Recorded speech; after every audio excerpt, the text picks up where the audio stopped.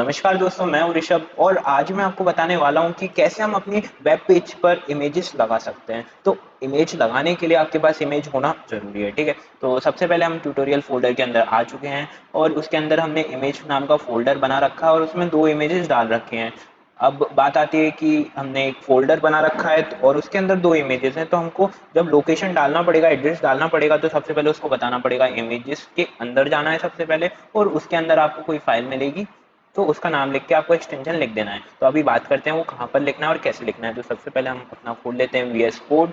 तो VS code खुल रहा है और आप पुरानी वीडियोस में जाके देख सकते हैं कैसे टेबल क्रिएट करते हैं, कैसे लिस्ट को क्रिएट करते हैं और कैसे क्या क्या चीज़ें करते हैं और कैसे लिंकिंग करते हैं पेजों की। अभी मैं दिखाऊंगा कि अब लिंकिंग करेंगे अभी इमेजेस के संग भी, ठीक है। तो सबसे पहले हम बना लेते हैं अपनी न्यू फाइल जिसका नाम होगा ट्यूटोरियल 5.html। जैसे ही मैं सेव करूँगा और अपनी बॉयलर प्लेट लिख लेते हैं। मैं इसको थोड़ा जूम करता हूँ जिससे आपको एकदम क्लियर दिखाई दे और इसको हटा के मैं लिख देता हूँ। हम यूज़ करेंगे इमेज टैग। ओके, अब बात आती है कि इमेज टैग क्या होता है। इमेज टैग कुछ नहीं होता। इमेज टैग एक टैग होता है जिसकी मदद से हम अपनी वेब पेज में इमेज लगाते हैं, सिंपल सी बात। तो वो क्या होता है? तो इमेज टैग क्या होता है? IMG, simple. और जैसे ही मैं एंटर मारूंगा मैं पूरा टैग लिख के दिखाऊंगा IMG और मैं इसको क्लोज कर दूंगा। ये होता है हमारा इमेज टैग। अब आप बोलोगे इसको मैंने बंद तो किया नहीं। तो एक बात बता दूं मैं आप लोगों को कि ये सेल्फ क्लोजिंग टैग होता है, इसको बंद करने की जरूरत नहीं पड़ती है। जरूरत क्या, बंद करते ही नहीं है। क्या करते हैं, नॉर्मल IMG लिख देते हैं। अब हमारा ये इमेज टैग बन चुका है। अब बात आती है कि इसको बताएं, इसको बताना भी तो पड़ेगा कि वहां से उस एड्रेस पे जाओ और उधर से इमेज लेके आओ और हमारे वेब पेज पे डाल दो। मगर उसको बताना भी तो पड़ेगा कि कहाँ पर जाना है हमको। तो उसके लिए हम एट्रीब्यूट का यूज करेंगे और वो एट्रीब्यूट क्या होगा? SRC, source. 2 मिनट में इसको हटा देता हूँ। हमारा वो एट्रीब्यूट क्या होगा? SRC, source. जैसे हम सोर्स लिखेंगे, नीचे हमारा यहाँ पे एमिट आ चुका है, इस पर क्लिक कर देंगे तो डायरेक्टली पूरा लिख के आ जाएगा। और आपको क्या करना है, इक्वल लिखना है और डबल कोट्स लगा देना है, ठीक है। अब आपको सोर्स बताना है कि आपको किस लोकेशन पे जाके इमेज को लेके आना है। मेरे कंप्यूटर में बहुत सारी इमेजेस हैं अलग अलग लोकेशन पे, मगर मुझे किसी स्पेसिफिक लोकेशन पे जाना है। तो मैं बोलूंगा हम जाएंगे फाइल्स में। फाइल्स में जाने के बाद मैंने बताया था, देखो जो ट्यूटोरियल 5 है इसके आगे वाले रास्ते पे जाना है हमें। कहाँ पे जाना है? इसके आगे वाले रास्ते पे। अगर आपकी इमेज इसी पेज पर होती, अगर आपकी इमेज इसी पेज पर होती तो हम डायरेक्टली उस इमेज का नाम लिख देते। क्या लिख देते? यहाँ पे इमेज का नाम लिखते और dot JPG, PNG, JPG, GIF जो भी होती है उसका एक्सटेंशन वो लगा देते, फॉर्मेट जो भी होता है वो लगा देते। मगर अभी हमारे केस में क्या फंस रहा है? हमारे केस में फंस रहा है कि एक फाइल नाम का फोल्डर है, उसके अंदर फाइल नाम का नहीं, सॉरी, इमेजेस नाम का फोल्डर है, उसके अंदर हमारी 2 इमेजेस हैं। तो हमको बताना पड़ेगा सबसे पहले, जाओ इमेजेस नाम के फोल्डर में, ना कि फाइल्स में। इमेजेस नाम के फोल्डर में जैसे ही जाओगे वैसे उस 2 फाइल्स मिलेंगे आपको। उन दोनों का नाम क्या है देख लेते हैं। उसने सजेशन दे दिया वैसे abc.jpg, def.jpg। तो अभी देख लेते हैं कि क्या करना है हमें, ठीक है। तो हम सबसे पहले एक इमेज लगा लेते हैं abc.jpg। जैसे ही मैं सेव करूंगा देख लेते हैं क्या होता है। हम ओपन विथ लाइव सर्वर करेंगे और where is open with live server, और हमारा ओपन विथ लाइव सर्वर हो चुका है। आप देख सकते हैं टाइटल यहाँ पे लिखा हुआ आ रहा है। और मैं आपको ये भी बताऊंगा, जैसे यहाँ पे ग्लोबल मतलब अर्थ का साइन बना हुआ आ रहा है, पब्लिक का साइन बना हुआ आ रहा है, इसको कैसे हटा के अपनी वेबसाइट का लोगो लगाएं। आपने देखा होगा गूगल खोलते हैं तो जी लिखा हुआ आता है, कोई और वेबसाइट खोलते हैं तो उसका लोगो लगा हुआ आता है यहाँ पे। ये सब मैं सिखाऊंगा, आप बने रहिए मेरे साथ क्योंकि मैं सारी चीज़ें बताऊंगा आपको, कैसी कैसी चीज़ें। बस आपको क्या करना है, HTML के माध्यम से जितनी भी चीज़ें आपको वेबसाइट में दिखानी है वो लेके आनी है। जैसे मुझे एक इमेज दिखानी है तो मैं इमेज को लेके आया, मुझे हेडिंग दिखानी है, हेडिंग को भी मैं ले आया। फिर उसको CSS की मदद से आप कितनी अच्छी तरीके से डेकोरेट कर सकते हैं कि इमेज मेरी यहाँ नहीं यहाँ होनी चाहिए, और इमेज मेरी, एक और इमेज मेरी यहाँ होनी चाहिए, हेडिंग मेरी सबसे ऊपर होनी चाहिए और एक नीचे स्ट्रिप होनी चाहिए जिस पे मार्क्यू चलनी चाहिए। वो सब मैं बताऊंगा। मार्क्यू क्या होता है, आपने देखा होगा न्यूज़ चैनल देखते हैं तो नीचे एक सबसे रेड कलर की पट्टी होती है जिसमें ट्रेन टाइप की चलती है। और ट्रेन नहीं चलती है, वो शब्द चलते हैं, लिखे हुए आते हैं, आप पढ़ते हैं जल्दी जल्दी।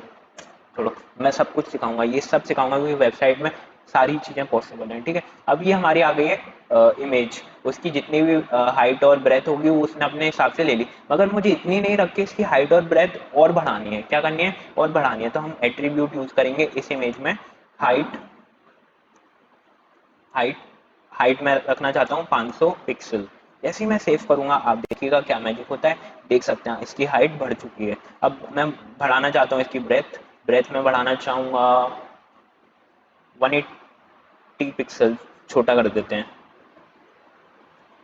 जैसे ही मैं 180 पिक्सल करूँगा, 18 नहीं 180 पिक्सल, कुछ दिखाई नहीं देगा 18 पिक्सल में। जैसे मैं करूँगा देखिए इसकी जो चौड़ाई है वो कम हो गई। मैं बढ़ाना चाहता हूँ, देखिए मैं वैल्यू बढ़ाऊँगा, इसकी चौड़ाई बढ़ेगी। मैं बढ़ाना चाहता हूँ 300, सेव करूँगा 300 हो चुकी है। अब एक बात और बता दूं, हम इंस्पेक्ट में जाके इसको देख सकते हैं कि इसकी चौड़ाई और लंबाई कितनी रखनी है। जैसे मैं इसमें आया इंस्पेक्ट में और मैं इसकी बॉडी को खोलूँगा और मैं इसकी हाइट और ब्रेथ को अपने हिसाब से मैनेज कर सकता हूँ यहाँ से। मगर ये सेव नहीं होगी, क्या नहीं होगी? सेव नहीं होगी।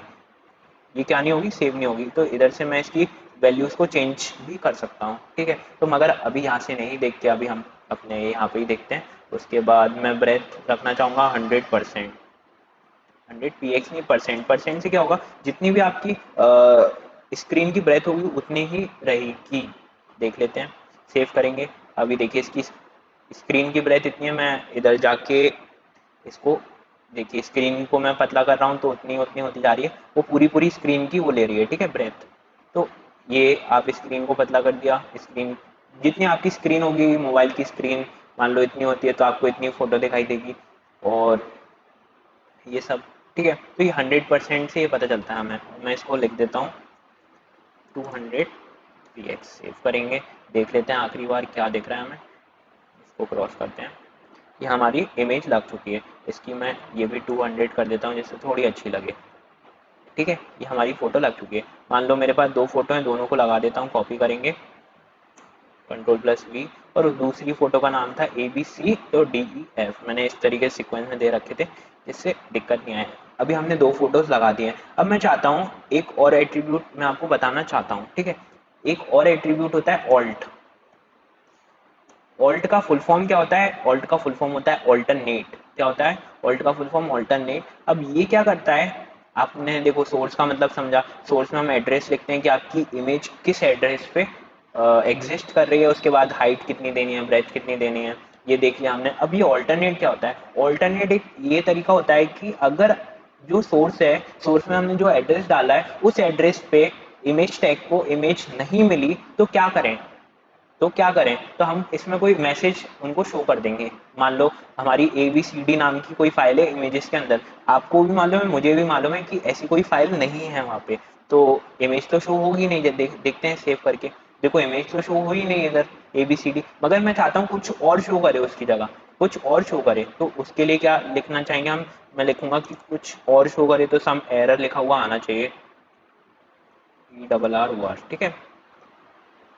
सेव करूंगा तो देखिए ABCD नाम की कोई फाइल नहीं है, तो मैं चाहता हूँ कुछ लिखा हुआ आना चाहिए, सम एरर।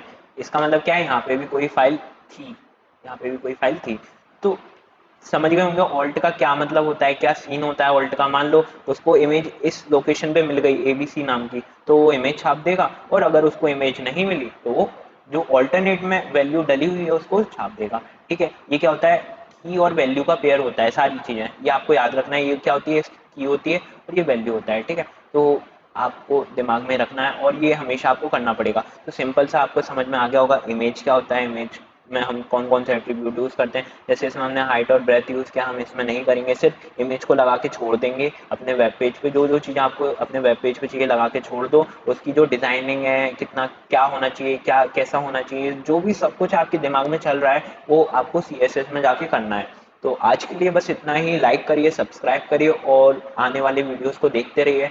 और मैं कुछ एडवांस लोगों के लिए भी वीडियो निकालूंगा जिन लोगों को HTML CSS जावास्क्रिप्ट आती है, अगर उन लोगों को एलिमेंट्स बनाने नहीं आते हैं कि अपने वेबसाइट में क्या क्या चीज़ें हम बना सकते हैं, तो मैं उन लोगों के लिए भी अलग प्लेलिस्ट बनाऊंगा। तो आप जो देख रहे हैं वो तो देखते रहिए और अपने फ्रेंडों को भी बताइए जिससे उन लोगों को नॉलेज होगी इन सब चीज़ों की। तो मिलते हैं फिर अगले लेक्चर में। लाइक करिए, सब्सक्राइब करिए और शेयर करना मत भूलिएगा। तो धन्यवाद, बाय बाय।